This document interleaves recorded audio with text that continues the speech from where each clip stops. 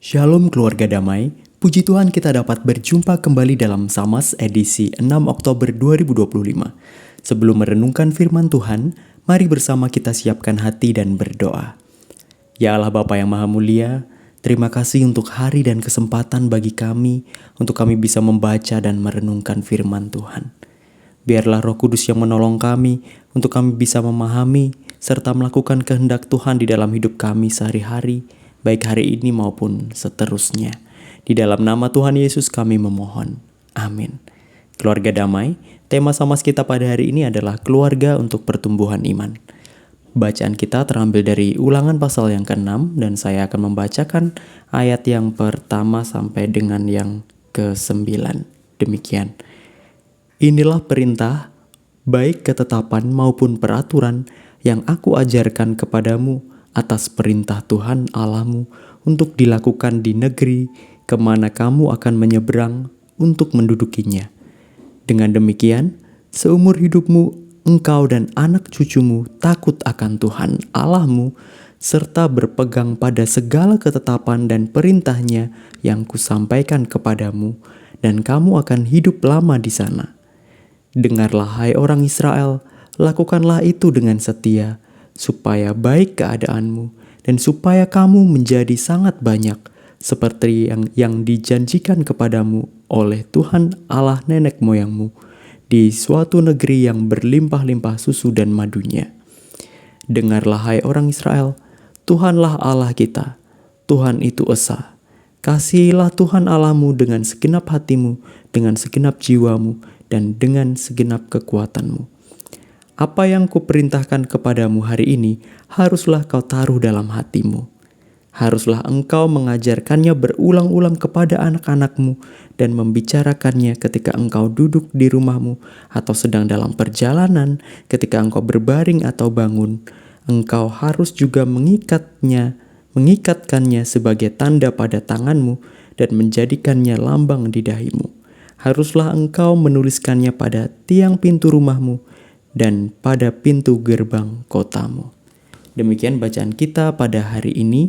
Keluarga damai, memasuki bulan keluarga seperti membaca kembali Alkitab kita dari awal.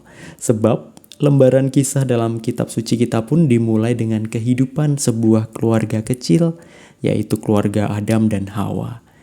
Di mana Allah membentuk keluarga ini atas dasar kasih-Nya sendiri. Tuhan tahu bahwa Adam tidak bisa sendirian, dan saat itulah Tuhan menghadirkan Hawa untuk Adam. Nah, mereka bersatu dan disatukan di dalam kasih Tuhan untuk saling melengkapi, saling menolong, dan bersama menikmati persekutuan yang indah dan damai dengan Tuhan. Kisah keluarga ini berlanjut terus sehingga cerita mengenai anak-anak mereka, Kain dan Habel. Kemudian cerita tentang keluarga Nuh dan bagaimana Tuhan menyelamatkan mereka dari air bah karena ketaatan dan iman mereka kepada Tuhan. Lalu kemudian cerita tentang perjalanan hidup keluarga Abraham yang dipanggil Allah, dan Allah berjanji akan membuat keturunannya sangat banyak meskipun saat itu ia sudah tua dan belum punya anak. Lalu lahirlah Ishak, kemudian dari Ishak lahirlah Esau dan Yakub, dan dari Yakub kemudian lahir anak-anak cucu 12 suku Israel. Cerita keluarga besar inilah yang kemudian terdapat di dalam Alkitab yang bisa kita baca, dan bagaimana kita bisa melihat tentang pergumulan dan pertolongan Tuhan di dalam hidup mereka. Keluarga damai, kalau kita kembali ke kisah Adam dan Hawa, sejak awal pula rupanya iblis sudah mengintai dan mungkin ia tidak tahan melihat keluarga dengan hubungan yang baik, yang harmonis, yang penuh kasih dan dekat dengan Tuhan. Lalu ia berusaha untuk mencoba untuk merusak harmoni keluarga yang indah itu. Sampai akhirnya kemudian ia berhasil memperdaya manusia dan membuat mereka jatuh dalam dosa. Bentuk-bentuk keluarga yang rusak pun mulai muncul. Adam menyalahkan Hawa atas dosa yang dilakukannya, keinginan untuk saling menguasai, mungkin bahkan kejahatan-kejahatan lainnya juga terbentuk. Seperti Kain yang membunuh Habel adiknya karena rasa cemburu. Dan sejak itulah keluarga tidak lagi seperti awal dulu ketika dicipta Tuhan. Di masa sekarang barangkali ada berbagai macam bentuk atau konsekuensi dosa yang bisa muncul di dalam keluarga. Apakah itu berkaitan dengan kekerasan, atau mungkin kebencian, atau luka-luka batin yang sulit untuk diungkapkan. Tetapi tangan Tuhan selalu terbuka untuk menerima setiap doa dan permohonan kita. Untuk mengaku dosa, kita bisa bawa permohonan kita dan menerima pendamaian dengan Allah di dalam Kristus Yesus. Keluarga damai, tujuan Tuhan membentuk keluarga tidak pernah berubah. Yang kita ketahui sekarang adalah bahwa dalam perjalanannya keluarga akan selalu menjumpai tantangan, baik dari internal keluarga itu sendiri maupun dari eksternal, atau mungkin dari kuasa-kuasa yang mencoba untuk menghancurkan dan merusak keluarga itu.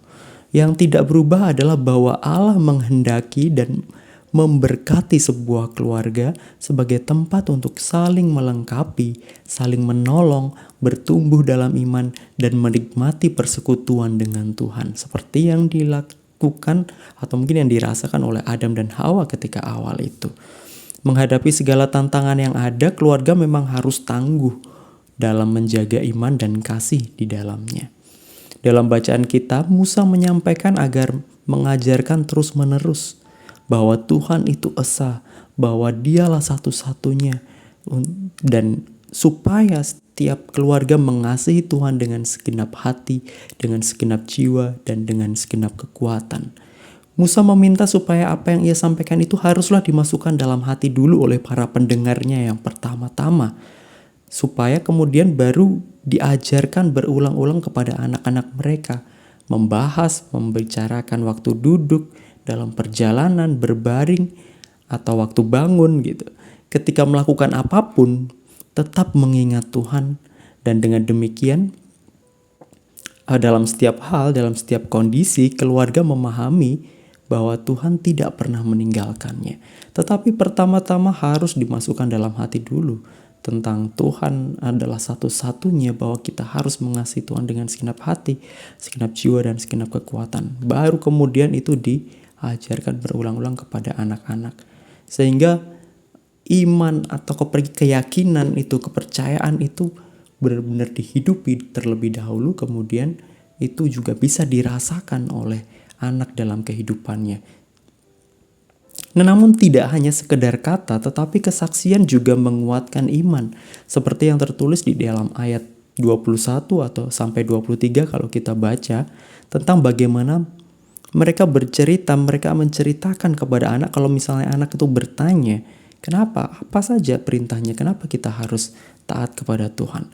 Mereka menceritakan tentang bagaimana mereka dulunya adalah budak di Mesir, tetapi Allah dengan tangan dan kuasanya sendiri membawa mereka keluar dari Mesir untuk membawa mereka ke tanah yang dijanjikan Tuhan. Dan dari mulut yang bersaksi dan telinga yang mendengar itu, iman bisa bertumbuh. Keluarga damai, kita diajak supaya keluarga kita pun bisa selalu terbuka untuk kehadiran Allah di tengah-tengahnya. Sehingga keluarga kembali lagi seperti semula, menjadi tempat pertama untuk merasakan kehadiran dan kasih Allah itu. Dan kiranya juga keluarga bisa menjadi tempat untuk saling menolong dan tempat saling bertumbuhnya iman di tengah tantangan yang ada, baik dari internal maupun eksternal.